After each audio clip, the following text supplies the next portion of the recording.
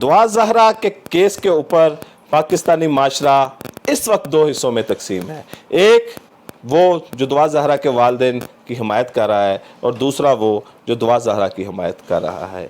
ये सारी सिचुएशन पूरी पाकिस्तानी अवाम के सामने है। लेकिन दुआ ज़हरा और ज़हीर जो अब तक जिसे हम कह सकते हैं कि अंडरग्राउंड थे, अदालत में पेश हुए, पुलिस ने उनको पंजाब के मुख्तलिफ जो जगह थी उनसे गिरफ्तार किया, अदालत में पेश करते रहे और ये अपनी लोकेशन को चेंज करते रहे।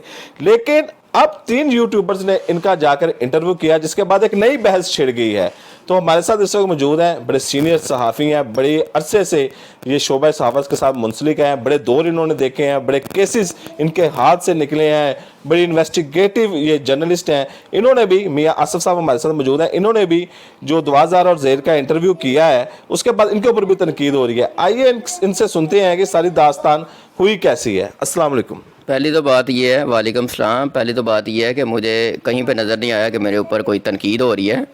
तो तनकीद भी लोगों का हक़ है, मुझे अभी तक नज़र नहीं आया कि मेरे सवालात पे कोई तनकीद हुई है। अगर हुई है तो आप मुझे बता दें। अच्छा मियाँ साहब, ये बताएं कि दुआ ज़हरा और ज़हीर, पूरा मीडिया इनके पीछे था कि किस तरह हम इनका इंटरव्यू कर लें।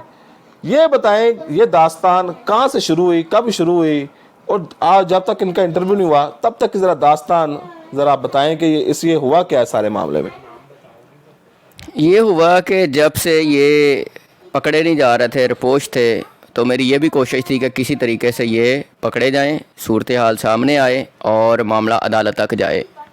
वो पकड़े गए, 164 के बयान हुए, मुझे थोड़ा सा क्लियर हो गया कि ये लव मैरिज का केस है। उसके बाद ज़रूर मेरे जहन में था कि शायद कोई गैंग मुलवस होगा, ज़रूर ये मेरे जहन में था कि कोई ऐसा सरगना होगा जो इनको सारा मॉनिटर कर रहा है। उसी की तलाश में मैंने चलता गया और एंड ये होया कि मैं दुआ ज़हरा तक पहुंच गया। अच्छा मियाँ साहब, इसमें ये एक सवाल उठता है कि इतने इतने बड़े मीडिया अदारे और इतने इतने बड़े रिपोर्टर वो उन तक रसाई हासिल नहीं कर सके। क्या आपका उनकी फैमिली के साथ कोई तल्लक था, या किस ज़रिए से आपने उनके से जो इंटरव्यू का टाइम था वो आपने बनाया, और क्या मुश्किलात इसमें पेश आई?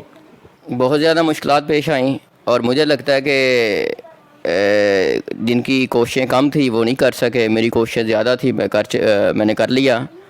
तो बहुत मेहनत की इसमें मैंने, तो बस हो गया। मैं जैसे जैसे मैंने अच्छी नीयत से शुरू किया, अल्लाह ताला मेरी मदद करता रहा। मेरा कोई उस डायरेक्ट कोई उनसे ताल्लुक़ नहीं था, ना कोई ऐसी कोई जान पहचान थी। मैंने कोशिश की, मुझे सोर्सेज ने थोड़ा थोड़ा रब्ता करवाया, तो मैं उन तक पहुंच गया। अच्छा, ये दुआ ज़हरा के जो वालिद हैं मेहदी काज़मी साहब और उनकी वालदा, ये पहले दिन से इन्होंने अदालत में भी गए, FIR भी करवाई कि जो हमारी बेटी है इसको एक गैंग ने अगवा किया हुआ है। तो आप तो सारा मामला वहाँ पर देख के आए हैं और ज़ाहिरी बात है आप कम्युनिकेशन के आदमी हैं, तो आप हरकत व सकनात को भी समझ लेते हैं। तो क्या आपने वहाँ पर क्या देखा, वाकई कोई ऐसा मामला है या वो हंसी खुशी रह रहे हैं? मेरी कोशिश थी कि मैं उस गैंग की तलाश में, उस गैंग को तलाश करके ही आऊँ, लेकिन मुझे कोई गैंग नज़र नहीं आया। बड़ा एक नॉर्मल सा माहौल था, कोई ऐसा बंदा भी मुझे नज़र नहीं आया कि जिसकी कोई नीयत में कोई ऐसा लगा हो कि यार ये फ्रॉडिया लग रहा है या इसकी कोई तौर तरीके ख़राब हैं। आम से लोग थे, उनको मैं कुछ भी नहीं कह सकता, सीधे साधे लोग हैं। क्रिमिनल कोई सिचुएशन मुझे नज़र नहीं आई। अच्छा मियाँ साहब, आपने कहा कि मैंने जैसे अपने इंट्रो में कहा और आपने कहा कि मेरे पर अब तक तनकीद मुझे नज़र नहीं आई, तो शायद आपकी नज़र से ना गुजरा हो, लेकिन क्योंकि हम भी नज़र रखते हैं सोशल मीडिया के ऊपर क्या हो रहा है और क्या नहीं हो रहा, और मीडिया के ऊपर भी क्या हो रहा है क्या नहीं हो रहा। कहा जा रहा है कि ये जो इंटरव्यू था ये प्लांटेड था, या उनको पैसे दिए गए थे, या उन्होंने आपको पैसे दिए थे। क्या इसमें कुछ सदाकत है? अगर सदाकत है तो आपके ऊपर बेज़मीर, ज़मीर फरोश, बद करदार, लफाफा सहाफ़त, इस तरह के इल्ज़ामात लगा रहे हैं। क्या जवाब देना चाहेंगे उनको? हमारी सोसाइटी में मुख्तलिफ़ तरह के लोग हैं, कुछ लोगों को अच्छा समझते हैं, कुछ बुरा समझते हैं। हर एक की अपनी सोच है, उसने अपनी सोच से सोचना है। बहरहाल आपको पता होता है कि आपने कितना ठीक किया, कितना गलत किया है। मैं समझता हूँ कि मैंने जितना भी किया है अपने हिसाब से ठीक किया।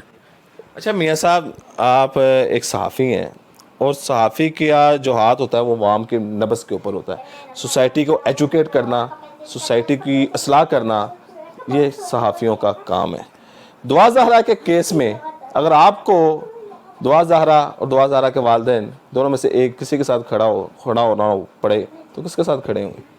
मैं दोनों के साथ खड़ा हूँ। मेरी हमदर्दियाँ दोनों के साथ हैं, क्योंकि एक तरफ बेटी है, एक तरफ पेरेंट्स है। میری کوشش ہے کہ بیٹی کا بھی نقصان نہ ہو اور پیرنٹس کا بھی نقصان نہ ہو.